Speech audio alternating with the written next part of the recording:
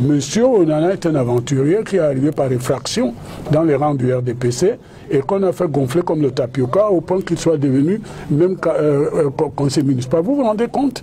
C'est-à-dire qu'il pourrait participer à l'investiture d'un candidat à la présidence. Votre camarade, Léon Onana, qui persiste à vouloir envoyer votre candidat au repos en contestant la candidature naturelle du président Paul Biya. À votre avis, quel est son avenir au sein de votre formation politique, si bien sûr il a encore un avenir? Une analyse ou un commentaire à la lumière des cas Saint-Éloi Bidon ou même encore le professeur Messanga Nyamdi? Écoutez, vous avez un narratif qui déjà explique très bien que la question a sa réponse à l'intérieur. En gros, il n'a pas d'avenir, il n'a plus d'avenir au sein du RDPC. Ne concluez pas avant que je ne réponde. Si vous êtes militant et que vous savez lire et écrire, c'est le minimum. Vous lisez les statuts de l'association à laquelle vous appartenez. Et les statuts du RDPC qui sont contenus dans sa loi fondamentale, le livre jaune, indique que nous avons un candidat naturel. Nous, on n'est pas un parti qui passe 6 mois à chercher si son candidat est là ou pas. On a dans nos statuts la définition du candidat qui doit être le nôtre dans les élections présidentielles. Donc je crois que M. Onana doit retourner là où il est venu, à moins de se discipliner, dire qu'il n'était pas au courant, il n'avait pas lu les statuts, auquel cas c'est un militant terrible, comme on dit dans certaines associations, il n'a pas de place au RDPC. Mais quand j'ai fini de le dire, j'attire l'attention de nos camarades qui sont souvent investis de pouvoir d'investir les gens dans les élections, que l'irruption de M. Onana est la démonstration qu'il va falloir qu'on fasse mieux dans la sélection des gens. Parce que voilà quelqu'un qui n'habite pas le territoire camerounais et il est conseiller municipal à Monatel. Et au renseignement que j'ai obtenu de l'intérieur, il était militant à peine une année avant qu'il ne soit investi conseiller municipal. Alors que nous avons des militants qui se battent tous les jours. Il n'est pas à mettre au même niveau que Messanga Nyamdi, non. Messanga Nyamdi est un militant qui, bon, a débordé, mais ça c'est un autre problème, mais c'est un vrai militant.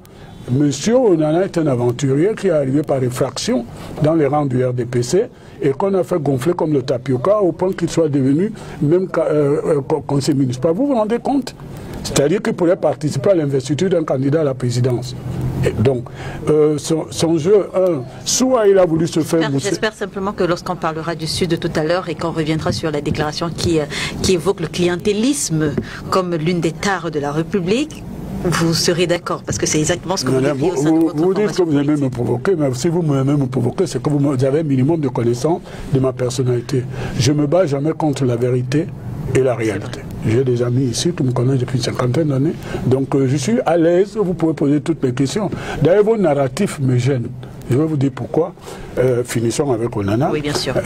Monsieur Onana a voulu faire une campagne de communication en se mettant à la marge d'une association dont il se revendique membre. Il y a la décision de justice qui le juge s'est déclaré incompétent. Je ne vais pas aller plus loin. Parce qu'il pensait que le dialogue était permis au RDPC, qu'il était possible de dialoguer au RDPC qu'en tant que militant, il pouvait faire valoir son point de vue. Madame, Monsieur Hervé, le RDPC, et je suis membre titulaire du comité central, comme vous l'avez dit, mais surtout membre de la délégation permanente, n'est-ce pas, du comité central dans le Vouri, oui. C'est-à-dire ici à Douala, ma ville. Nous dialoguons, nous avons des réunions, donc nous avons des cadres dans lesquels nous débattons des problèmes internes d'un parti. Nous n'allons pas devant le juge pour qu'il nous dise qu'est-ce que dit nos statuts. Et là, je pense que là, il y a un problème intellectuel.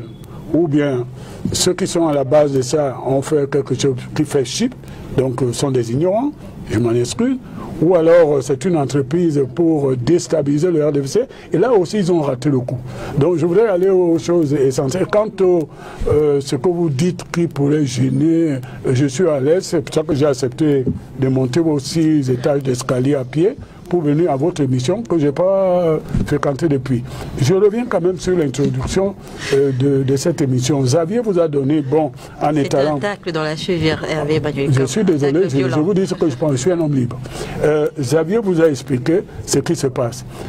Au Cameroun, c'est incroyable. On a le don de créer des débats artificiels. Le Cameroun joue avec la Russie quand la Russie est sous sanction. Et là, je parle en tant qu'expert. Ce ne sont pas vos agrégés du dimanche ou vos doctorants du dimanche. La Russie n'a plus de relations bancaires, Xavier vient de dire. Il est sorti du système SWIFT. Et donc, il pouvait régler ces problèmes quand il y avait des transferts d'argent, en prenant des voies de contournement. Mais il ne s'agissait pas que de la Russie. Bon, et ça, aucun journaliste ne l'explique.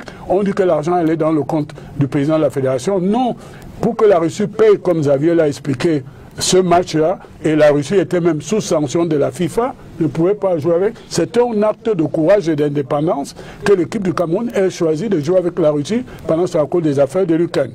Donc l'argent est passé par le Qatar, il fallait bien que quelqu'un transporte cet argent, et par le Qatar, il fallait qu'on le dépose dans un compte. La fédération n'avait pas de compte.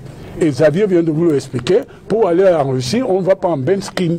On ne prend pas les motos-taxis de New Dedo pour aller en Russie. On ne parle pas que de la Russie. Non, pour aller jouer, on paye les avions, on paye les séjours et tout. Et Xavier vous a dit, si on nous disait que rien de tout cela avait été payé, donc l'argent est allé dans la nature, il y aurait débat. Mais tout cela, c'est de l'opportunisme politique.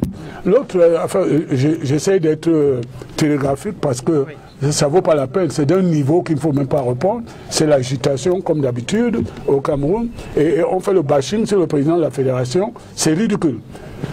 La question que le docteur Gabriel vient d'évoquer là, ça relève du même tonneau. Un dictat, c'est lui qui saisit, c'est-à-dire le SINAFOC, qui saisit les instances jusqu'à la CAF. On lui dit qu'il s'est mal pourvu, je parle à un enseignant, on le renvoie là où il devait se pourvoir. Il est rattrapé par le fait que, il n'y a aucune disposition, ça je le dis docteur, qui dit que les fédérations doivent agréer automatiquement des associations qui souhaitent avoir un agrément. Ça n'existe pas. Maintenant, là où tu as raison, c'est qu'il peut avoir des problèmes personnels et je ne rentre pas là-dedans. Il se trouve que ce soit Nditam, Jérémy, que ce soit Samuel, les deux personnes ont des liens personnels avec moi puisque Samuel me présente Nditap et je considère Nditap comme un garçon bien. Maintenant, pour des raisons qui leur sont propres, ils peuvent se séparer. Mais en droit objectif, c'est-à-dire dans l'ordre public, la FECAFOOT ne commet aucune erreur dans la sanction. C'est-à-dire que vous avez fait, n'est-ce pas, un harcèlement. C'est comme demain, si nous déclarons que M. Onana n'est plus militant du RDPC, vous allez nous le reprocher. C'est lui qui allait devant la justice, on ne le connaissait même pas. Vous comprenez? Moi, je suis militant de la RDPC depuis sa création. Je n'avais jamais entendu parler de ce monsieur. Donc, en conclusion, que les narratifs du bruit en ville ne viennent pas troubler une émission où vous avez mis d'excellents panélistes et pour une fois, on ne va pas être avec des aboyeurs. Merci Hervé. Emmanuel Combes. Je ne vous laisserai pas appeler mes panélistes habituels aboyeurs. Je ne vous laisserai pas appeler mes panélistes. Je ne parle pas des 7 hebdos. Très bien. Je parle des plateaux du dimanche. Ce sont des églises de réveil organisées. Merci Hervé Emmanuel Combes. Comme les pentecôtistes. Au téléphone, tout à l'heure, nous aurons Célestin Yandal, qui est le maire UNDP de la commune de Toubouro, c'est dans le Grand Nord. Donc on discutera avec lui lorsqu'il s'agira d'aborder la question des alliances. Donc, présidentielle de 2025, je le disais, des ressortissants de la région du Sud, terre natale du président Paul Biya, appelle à un changement de régime. Dans une déclaration signée ce 18 juin 2025, il dénonce avec virulence ce qu'il qualifie de 43 années de marginalisation silencieuse de leur région.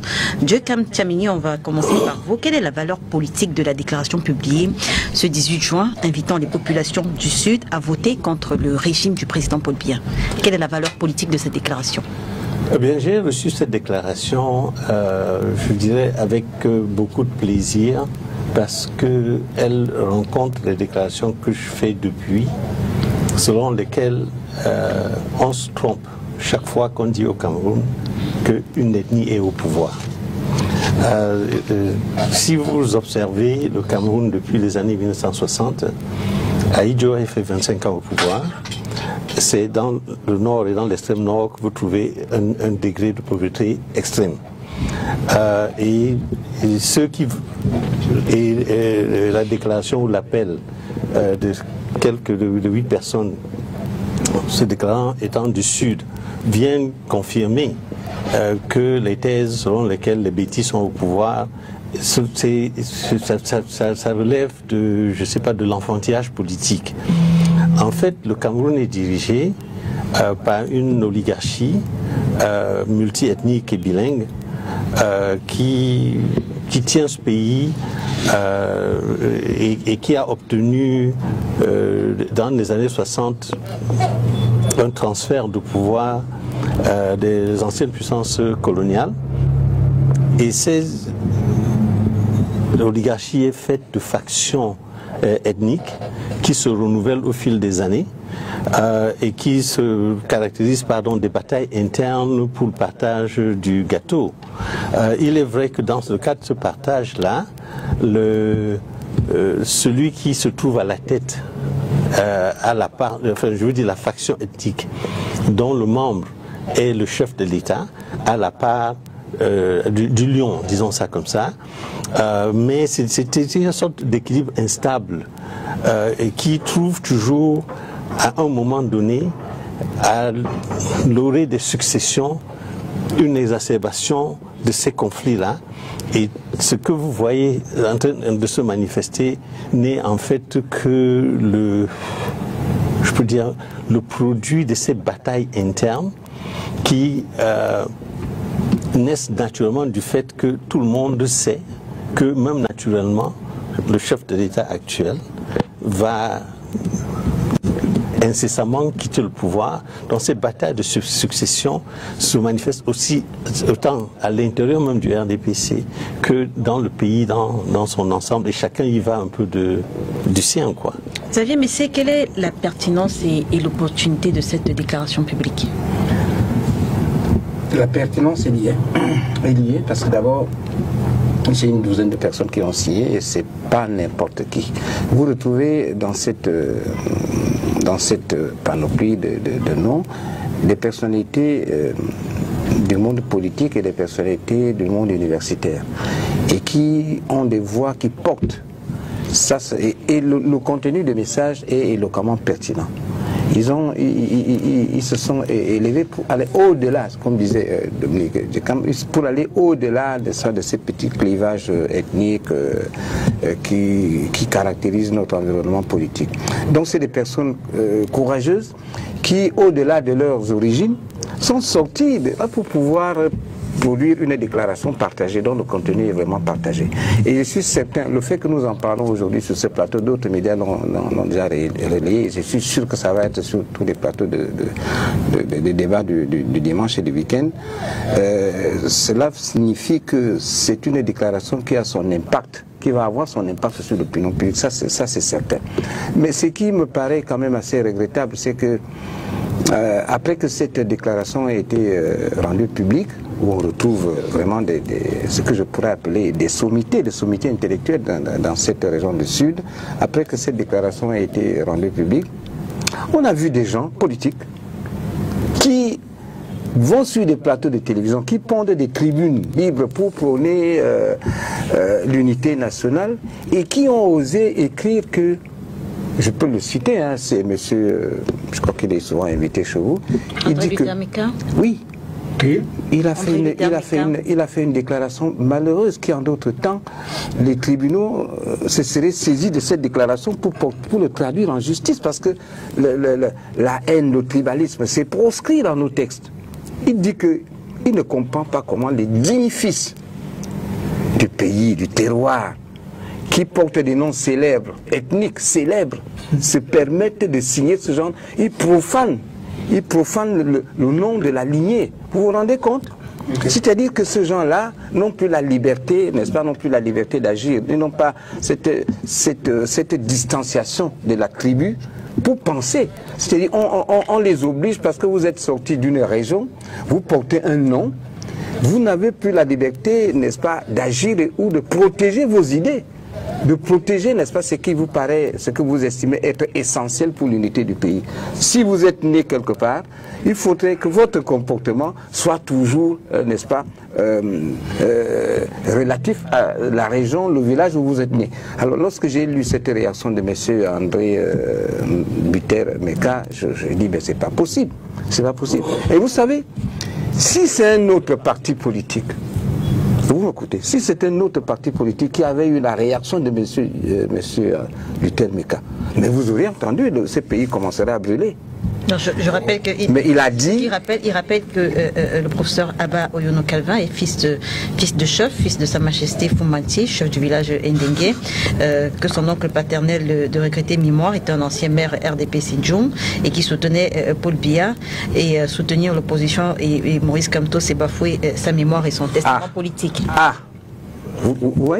Je veux dire, est-ce qu'on peut classer ses écrits dans... Mais parce que vous sortez de la lignée de Foumanti, vous n'avez pas le droit, n'est-ce pas, de voter quelqu'un d'autre. Non, c'est pas possible. Il a une liberté d'idée, il a une liberté de penser. Et il peut, si Fouman était du RDPC, il peut choisir d'aller dans l'UPC, il peut choisir d'aller dans n'importe quel parti. Pourquoi le fustiger? Parce qu'il profane, vous voyez le mot est là, il profane la mémoire. Non, je pense que c'est une sortie hautement tribale qu'il faut absolument, à mon avis, condamner. Très bien. Hervé Emmanuel, comme les élites ou alors ces personnalités, dans leur déclaration publique, invitent les populations du Sud à un choix électoral éclairé, en tenant compte des problèmes qu'ils rencontrent depuis des décennies, au regard justement des problèmes qui sont mentionnés dans cette déclaration par ces personnalités. Quel type de vote mériterait en octobre le président de la République? Un vote sanction ou un vote soutien? C'est à moi que vous posez la question. Alors, vous êtes un peu d'interviewer. Moi, je suis RDPC, je vote le candidat du RDPC, c'est Paul Biya. Maintenant, si vous voulez ma position... Vous êtes également un homme de vérité, donc... Mais oui, mais la vérité, comment je vote Paul Biya, moi je ne suis pas comme les caméléons qui se baladent un peu partout dans les médias. Je suis cohérent avec ma position. Et donc je reviens dans ce qui peut être intéressant dans la question que vous venez poser. D'abord, il faut qu'on... Les problèmes mentionnés dans la région du Sud. On pose des principes, d'accord? D'accord. Au Cameroun, nous sommes entrés en démocratie, c'est irréversible. C'est perfectible, mais c'est irréversible. La démocratie entraîne la liberté d'opinion. Le document de ce groupe de 12 personnes, comme Xavier vient de dire, qui sont 12, vous n'avez pas vu? C'est une opinion de 12 personnes. Et il ne faut pas en faire une affaire nationale au point d'invoquer les morts, aller exhumer les morts. D'accord? Et là, je ne suis pas d'accord avec tout ce qui suit. Moi, je parle de moi parce que je suis plus à l'aise. Je suis fils du péciste, d'accord? Je n'ai jamais appartenu, je n'ai jamais adhéré à l'UPC. Je suis le gendre du président Samuel Ebois, feu Samuel Ebois, et on verra tout à l'heure ce qui se passe au Nord, ça un lien avec ma famille. Je n'ai jamais été militant, ni de l'UNDP, ni du MDP. Oui. J'ai des témoins ici, d'accord? Et Xavier a raison, c'est pas parce qu'on vient de quelque part qu'on est condamné à poursuivre ce quelque part. Et donc quand on l'a dit, on redevient dans la sérénité. Vous savez, les doctorants que vous invitez ici, je suis en train d'écrire une théorie du tapioca. Vous comprenez? Quand vous versez de l'eau, ça gonfle un peu ça. Hein? Et il ne faut pas gonfler ce qui est inutilement, qu'on ne doit pas gonfler. Que 12 personnes prennent de faire une déclaration de cette nature, il n'y a pas d'insulte, tout ça, c'est une opinion. Et quand vous prenez les résultats des dernières élections dans le Sud, ces 12 personnes, on va voir la valeur de leur influence au nombre d'électeurs qu'ils auront fait bouger à partir de leur opinion. Sauf que la question il se trouve que justement là, je vous en parlais, c'est là que je ne suis pas d'accord avec Xavier. La plupart des gens qu'on appelle les sommités ici sont rien du tout. Ils sont sommités de rien, ils ont des diplômes, mais ils ne sont pas sommités. Et sommité voudrait dire que dans leur domaine... Non, s'il te plaît, Xavier, s'il te plaît. Tu es un enseignant d'université. Non. L'espace politique est pollué par une dégradation d'appellations plus ou moins contrôlées.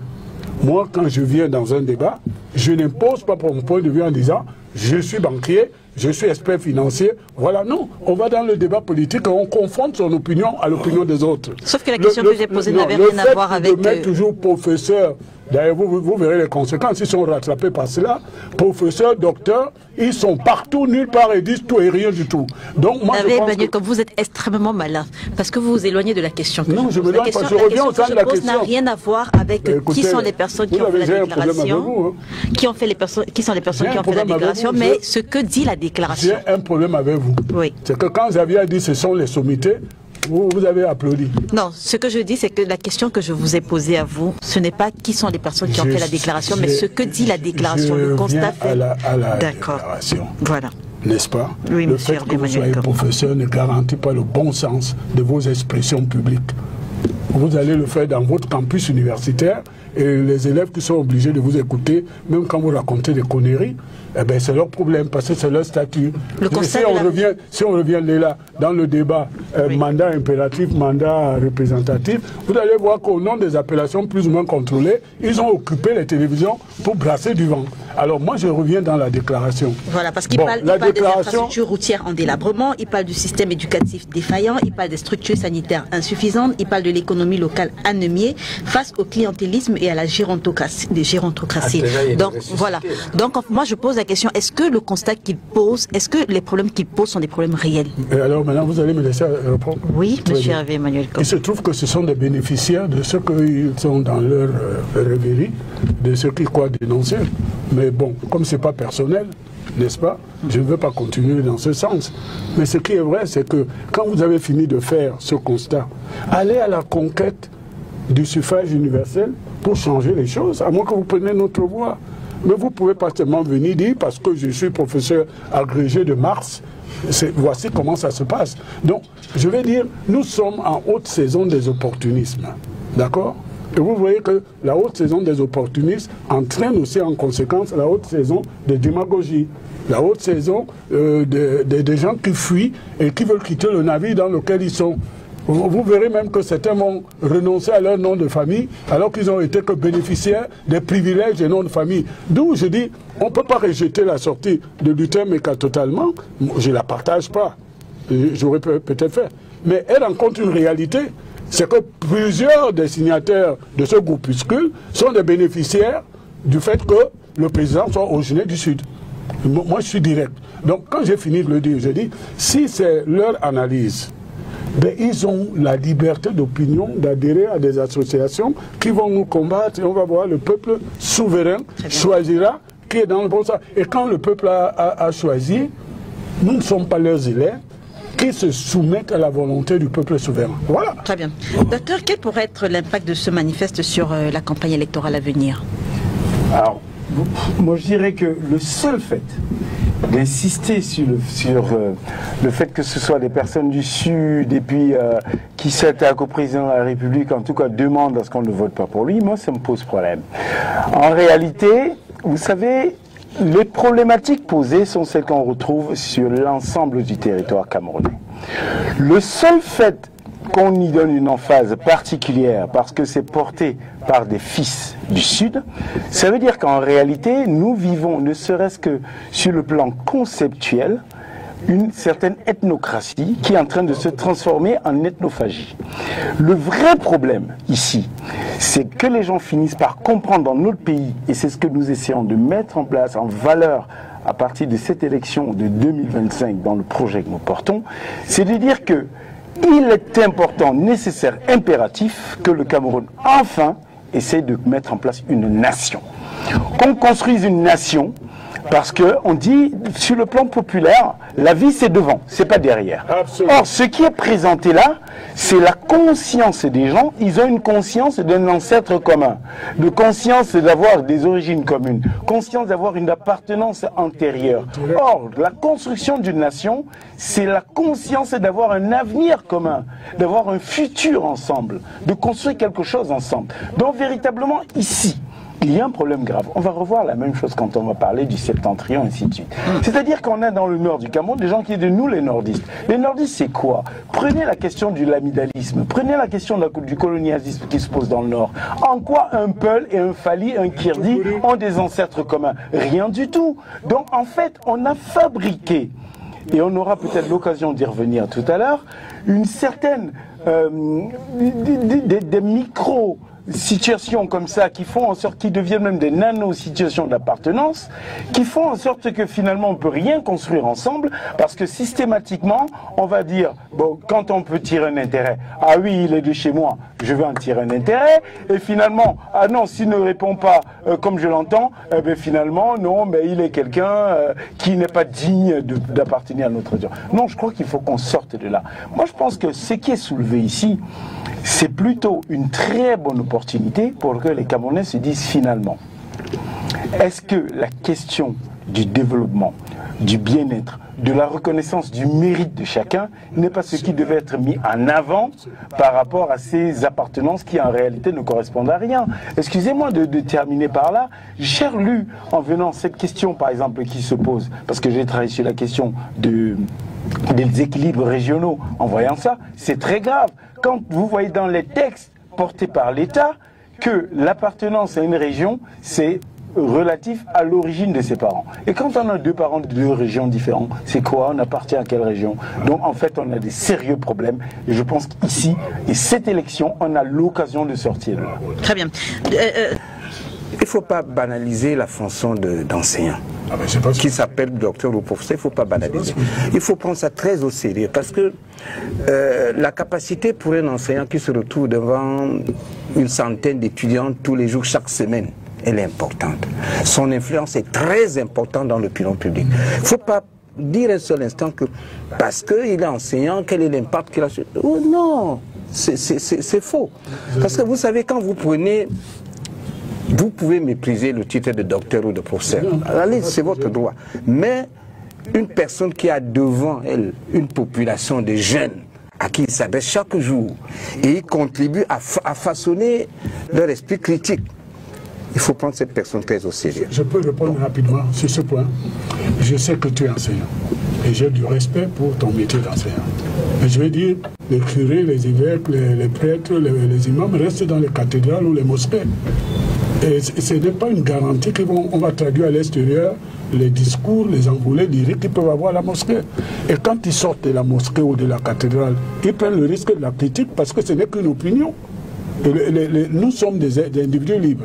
Je ne néglige pas l'influence que peut avoir chacun dans son métier avec le public qui s'adresse à lui. Mais je veux dire, ça ne doit pas être un argument d'autorité pour dire que c'est ça la vérité à la sortie de cette opinion. C'est ce que je voulais dire. Il ne faut pas qu'il y ait de mésentente là-dessus. Si je devenais jeune, je passerais peut-être 4 agrégations pour occuper tout le plateau. Vous comprenez? Mais ce que je veux dire, ce n'est pas un argument de dire que parce que quelqu'un a une appellation plus ou moins contrôlée, alors ce qu'il dit, c'est ça le sens de l'histoire. Je dis non. Moi, j'ai une éducation. J'ai une éducation qui fait que je n'ai pas peur de le caractère mosaïque des opinions. Et c'est ce que M. Kamchamini vient de dire, quelque chose que je partage, tout comme le docteur. Ouais. Si nous allons dans un dépassement chacun de soi, de sa circonférence, de l'endroit où il est né, nous allons construire une nation. Mais si nous commençons à ériger les barricades, nous allons faire une déflagration. Bon. Prenez par exemple là, autour de cette table, il y a des ticards. Je ne sais pas qui. Mais faites une émission, vous qui avez de l'influence en tant que médiatrice. Qu'est-ce qu'un ticard? Ils sont dans combien de régions? Ils sont dans combien de régions? Et ils sont dans des régions où, si chacun défendait que sa région, les ticards seraient en tamponnement. Vous aurez des surprises. C'est comme, je lis des programmes politiques, comme nous dit, fédéralisme communautaire. Qu'est-ce que ça veut dire? Ça n'a aucun sens intellectuel. Parce que, comme disait le docteur Ngapou, nous devons nous dépasser pour construire une nation d'avenir. Et nous ne savons même pas quelle est sa dimension. Et ça a des conséquences sur des questions qui nous concernent actuellement, telles que la binationalité, les mariages mixtes. Moi, par exemple, je suis né à Douala, d'un père qui est d'origine d'Assara-Maritime. J'ai grandi à Paris, 38 ans. J'ai épousé une Mbo et j'ai des enfants, j'ai même des enfants eurasiatiques, américains et français. Ma nation, c'est le Cameroun, parce que c'est mon choix, et je ne peux pas m'inscrire dans les débats fondés sur le tribalisme en disant les Bamileke occupent mon aire, donc tous les Bamileke sont comme ça. Non, c'est inacceptable. Vous comprenez? Donc, je suis pour qu'on construise. Je termine là-dessus parce que tu me mets dans une situation où, comme on va aller au poulailler, on dit qu'on n'aime pas les universitaires. Je n'ai aucun complexe. J'ai fait des études multidisciplinaires qui font que, je dis simplement que quand vous sortez de l'université, considérez que vous n'avez qu'une opinion et vous la mettez à l'épreuve des autres opinions. Merci à vous.